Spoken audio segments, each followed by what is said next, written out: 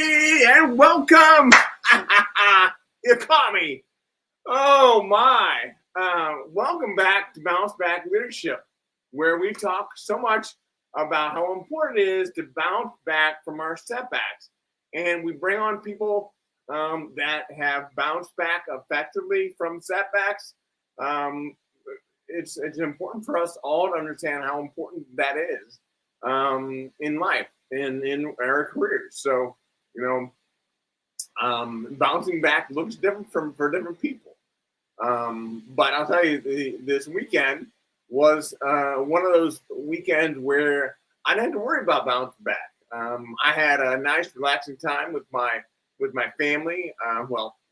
With my wife, really. We spent Friday night together. We had dinner together. We had all day Saturday together, and then all day Sunday as well. So Sunday, we went to church and had some friends over for breakfast.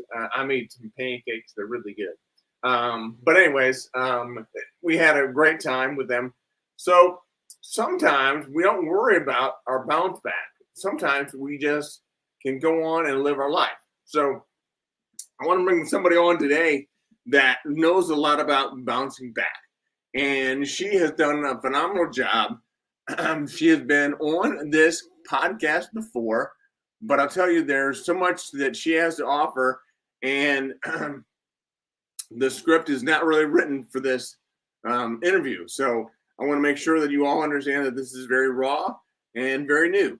So having said that, I want to bring our special guest today, and her name is none other than Susan Fitzell.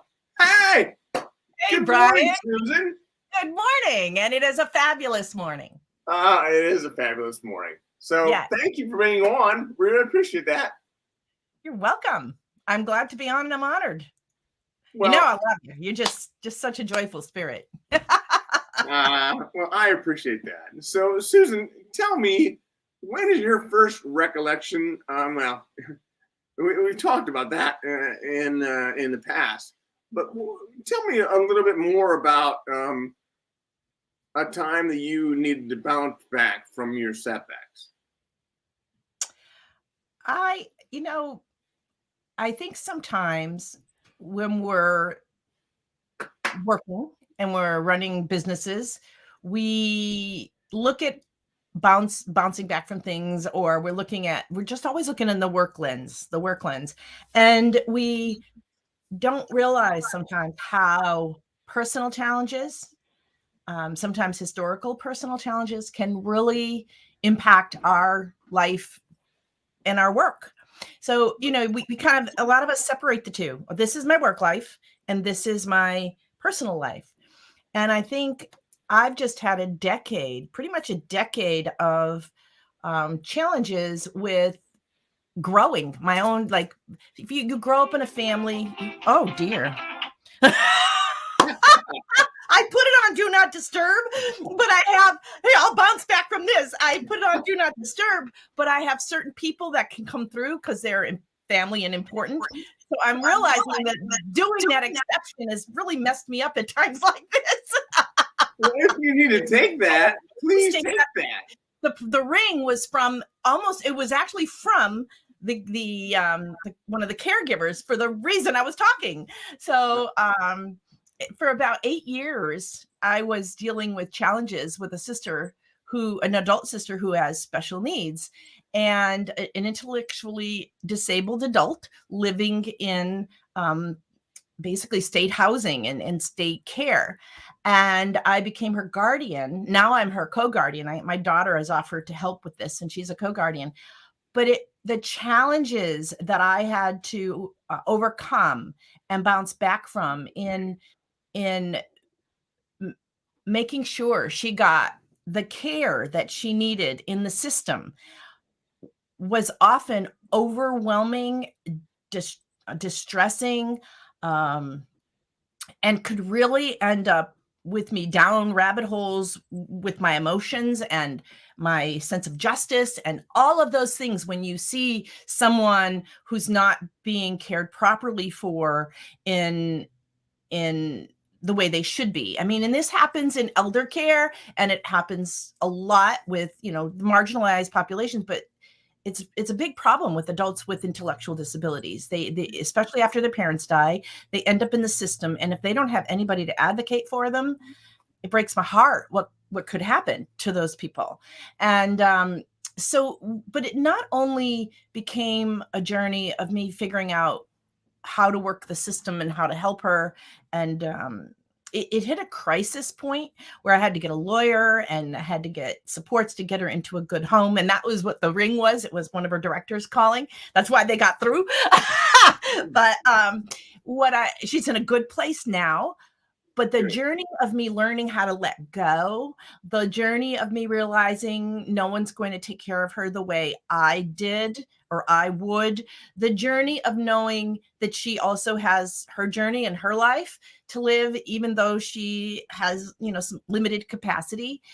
All of those things impacted my work and my family life tremendously because they impacted me emotionally. It caused tremendous stress and really forced me to face my demons and look at what I let bother me, who I let in my life, how I let it affect me, how I thought about it, how I maybe have negative pattern. I did have negative patterns of thinking that came from my childhood and my life, and having to turn all of it around so that I could be whole again, has been a significant challenge and an incredible growth journey.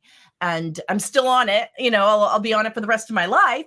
However, I'm in such a better place. And I would say if there's anything I've had to bounce back from in my life that's impacted my work and my whole being, it's that. I mean, there's been things all my life that I've had to overcome.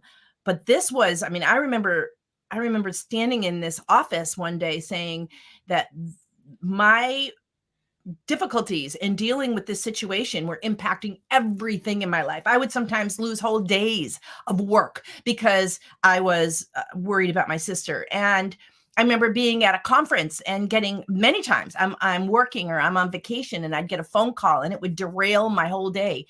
And I had to learn how to separate that. I even had a colleague once sit across the table from me at a conference. And I said, I can't believe I got a phone call where I've spent all this money to be here. And I've got this phone call that has given me information about my sister and what's happening to her. That's so upsetting. And my friend looked at me across the table and said, Susan, you're going to have to do something to deal with this so that it's not to compartmentalize it or deal with it. So it's not just ruling your whole life. And I feel like that if there's anything I've had to bounce back from, it's all that stuff that came up, and it digs up all the past trauma or past issues that you've had. And if you don't face them, you live with them every day and they impact you whether you know it or not. Well, we don't want to dig up past trauma, but we do want to make sure that we talk about how you were able to get through that. So if you want to hear more, stay right there.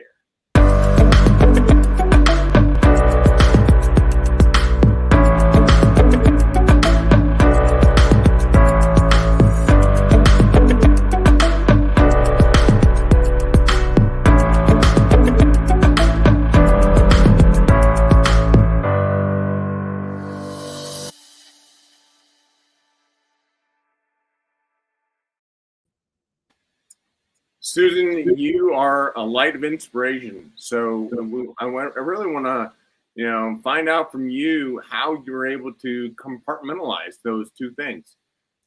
I don't even think I ever did learn to compartmentalize it. I think what I learned to do was manage my own emotions, expectations, and figure out how to navigate a system that's difficult to navigate.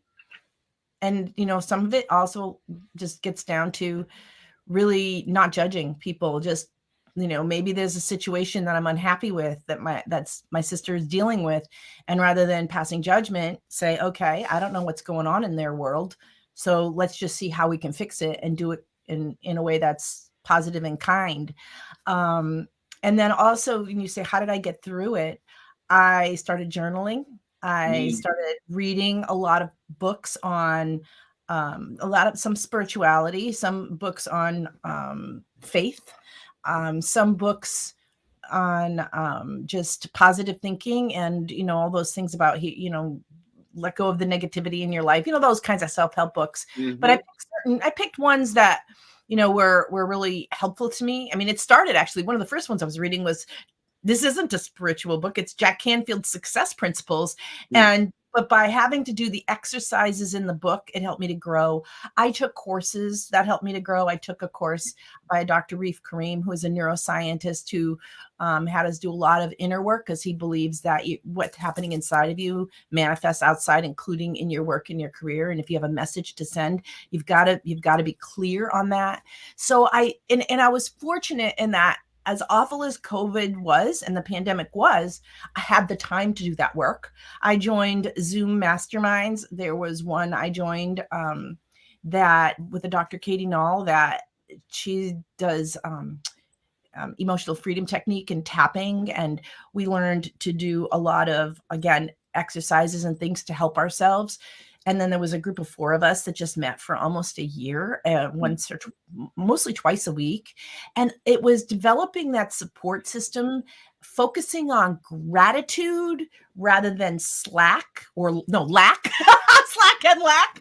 It was doing all of that. And, I every single day wake up and I now have my things. I have my affirmations, and I have my things that I say I'm grateful for, and I acknowledge that every single day.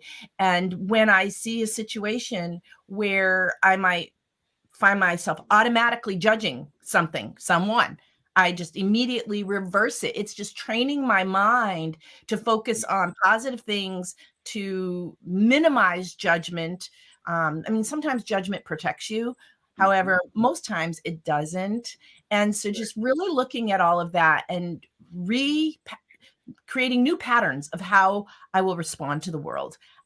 It's not easy. I've been working on this for, all my life, but really intensely for the past 3 years. And I think that's what's really helped me more than anything is doing those things.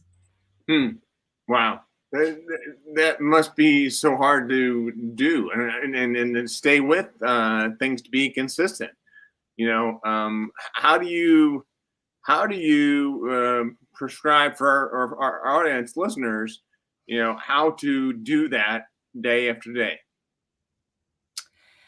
Well, I think some people would say make it a habit. In a way, I almost have a ritual. Like, I get up in the morning and I have a spot. I've created a space. And different people will, depending on what you study, what you do, what book you read, there are people who will say to do this. Create a space, a meditative space, or a space where you feel creative, or a space where you feel safe, but a space where you can really be quiet and be you. Or play what music you like. But you know what I mean? It's not like you're not, like, my space is not my office. My office would be so distracting, it would be ridiculous. I love my office. I love the colors, but it had to be a different space. And so I've made it a habit that when I get up in the morning, I have a 2-story home. Before I come downstairs, I go into that space. So just making that one habit. And even if I don't have a lot of time, taking the few, even if it's a minute, like this morning, I didn't have a lot of time because I decided I'd sleep a little later and get ready and then be down here for you. And but I still made sure I got in there, and I said my things that I'm grateful for. I made my gratitude statements. I thanked, the whoever, for some of us, it's the universe. For me, there's a variety of things I do. I'm pretty eclectic, but I thank the God and the angels and the saints that I feel are helping me right now. And then I come downstairs. And so I make sure my phone isn't there to distract me, whether it's, the 20 or 30 seconds when I'm in that space. And I made that a habit. Now, when I'm on the road speaking, it's a little more difficult to do that because I don't have that space. So now I've got to create that. Where am I going to do that? How am I going to do my little meditation thing, my gratitude, my journal? How am I going to do that when I'm on the road? It's a little more challenging because my routine is messed up. So yeah, but that's what I do. I think you've got to make it. And not, here's another thing that's really important is a lot of times we think that it needs to be 10 minutes, 20 minutes, half an hour. You know what? If you've only, like I said, if I've only got 30 seconds, take the 30 seconds. Don't say, oh, I don't have enough time, which is really easy to do. Oh, I don't have enough time. I could have done that this morning. I don't have enough time. I'm just going to, especially since I wanted to make a cup of coffee before I got here. But if you even just do it for the 10 seconds that you have, it's keeping your ritual. It's keeping your habit. It's keeping whatever you want to call it in place, even if it's for that short amount of time. And if you set the intention, the gratitude intention, or set the intention of how you're going to approach your day, even if that isn't a whole 60 seconds, it's still done. You still did it. And you create that habit that way. I think sometimes in the past, I've thought, I don't have the time to do the 10 minutes or the 20 minutes, or I thought it had to be a half an hour. And so I would skip it. And that, I think, is the downfall. You don't want to skip it, even if you only have a few seconds. Yeah, no, I would agree. So for any listeners that are on here, if you're listening live, put a hashtag live. If you're listening in replay, put a hashtag replay. Let us know where you're coming in from as well. That would be helpful. You're talking my language here, Susan, with the gratitude. So, I have a friend who gave me a devotional book, and in this devotional, I've been working through it over the last few months, I would say. But the first thing in that is to say what I'm grateful for that day, and every day it changes. So there's definitely things that I'm grateful for. But I list them out, and when I list them out and write them down, it means so much more because you can't be negative. You can't have a negative thought when you're writing down things you're grateful for. That's right.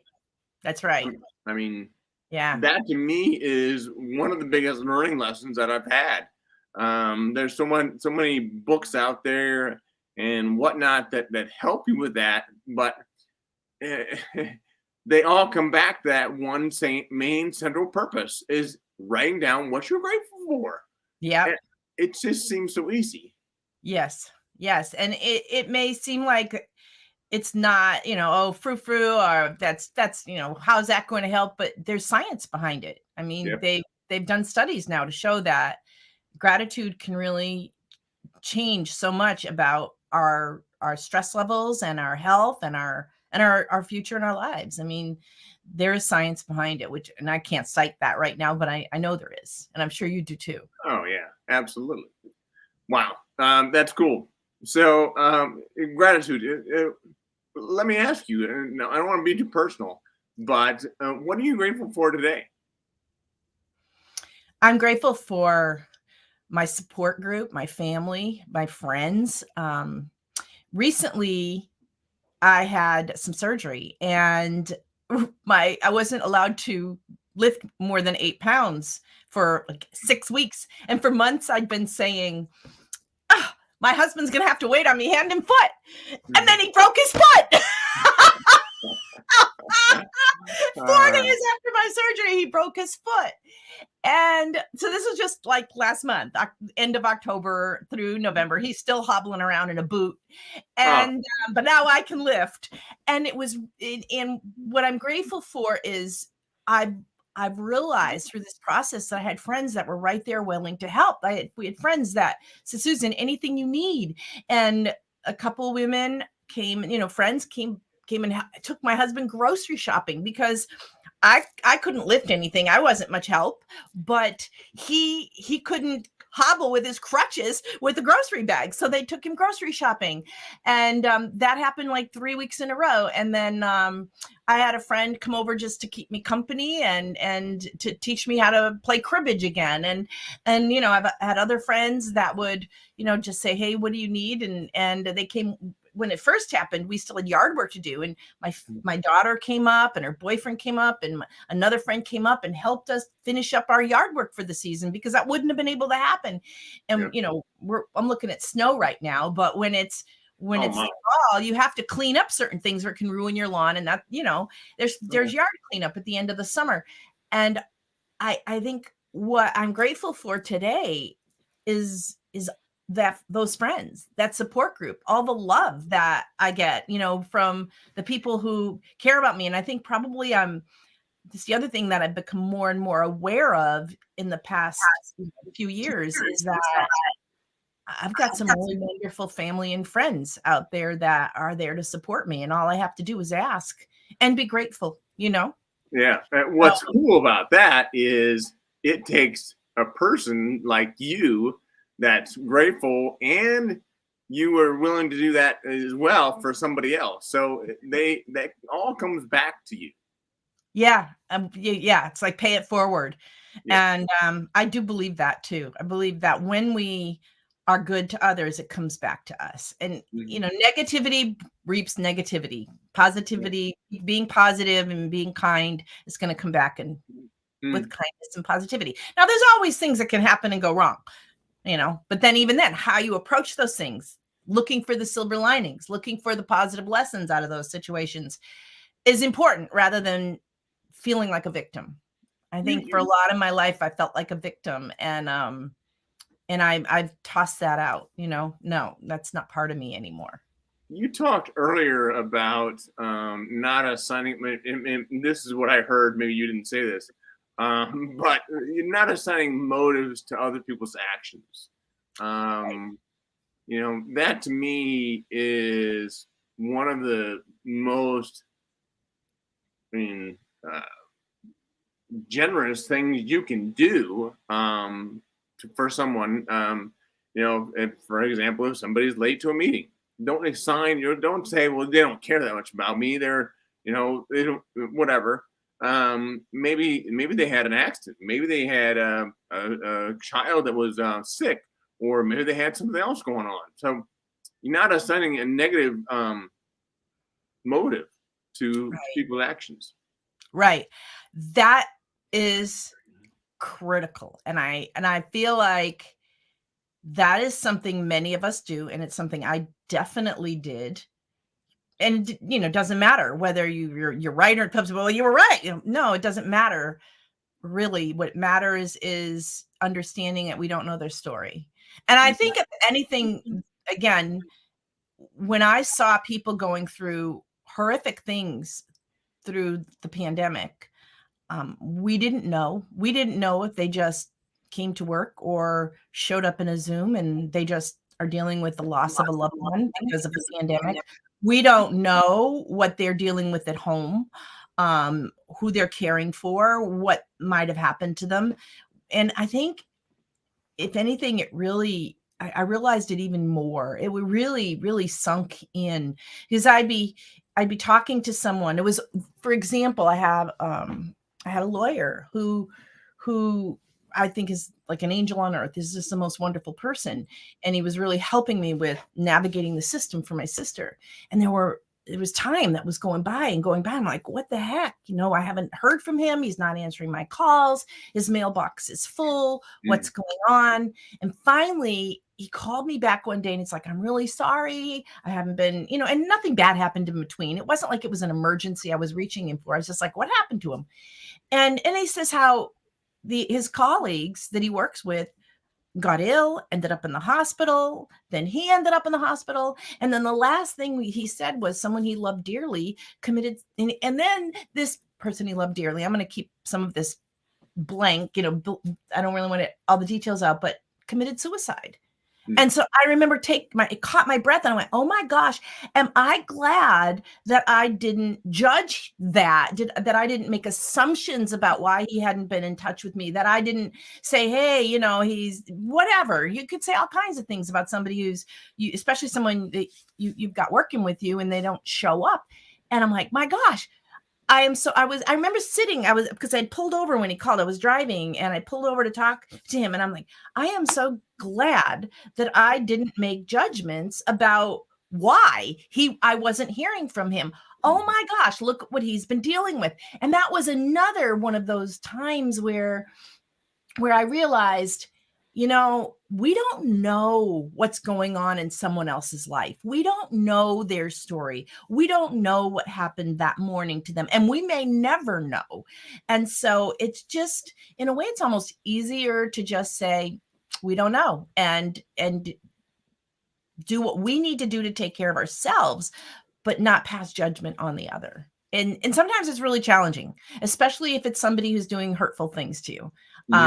Has done hurtful things in the past. It can be very challenging. I'm not saying this is easy at all. This is something I work on every single minute of every single day, because we have those thoughts and those judgments come through our thoughts, especially if, we were raised to be that judgmental.